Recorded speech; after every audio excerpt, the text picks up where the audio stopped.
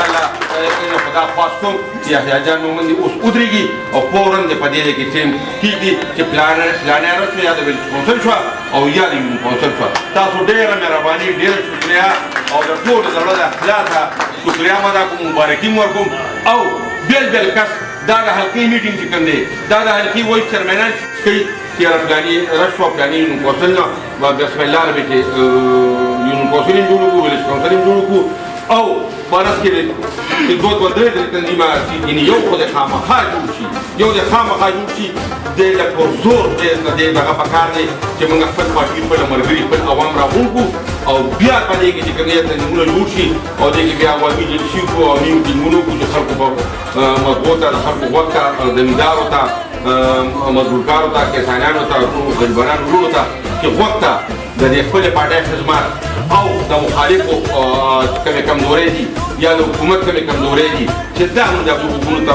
ورسو او په دې باندې قایل کړو په دې مطمئن کړو چې او وایي راځئ دا قومي وطن پارټي کو دا مخکې دا شهید لنډي عمر دی او جناب اختاب احمد خان شیرخوا د دې صوبې د دې حلقې د دې ضلعې خدمت کړې اوس په بیا هماغه سپایان دي هماغه کارکونان دي هماغه د لنډۍ شهید کړونه دي هغه ورورولي ده هغه مینه او هغه محبت دی نو زه دا وایم چې یاره زه تاسو بیا مې ووارې په دې نه وټه کې کار نه ورکړو نه مخکې نو دغه د هغه اصولو دا طریقو بغیر د هغه نه هغه وخت کې نه کېده په هغې د الله رحم و په سکنډه کې چې کوم خوی وشو په ډېر کم ووټ باندې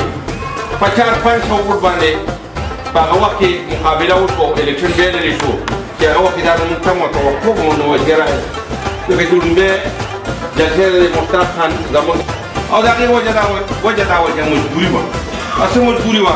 دا مجبوري وه چې هغه وخت کې ټول د ایم پي ګړو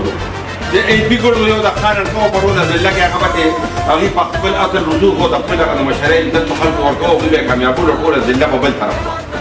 کله چې سر د شهید چې کوم دی نو را میدان ته شو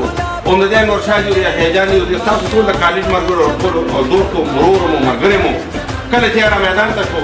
نو هغه راشي داسې وکړي چې یاره ایم پي معقولو نو د هر چا په سره د هر چا په اوږو د هر چا زړې وګټو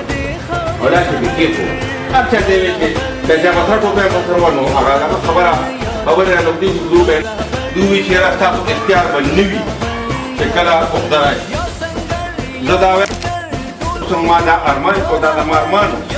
مشرانو ته به مخې ته ږدي به شعر ولیکي صوبې ته به مخې ته ږدي مرکز ته به مخې ته ږدي نو مخ په وړاندې به دا شی داسې روان دی یو سلسله روانه ده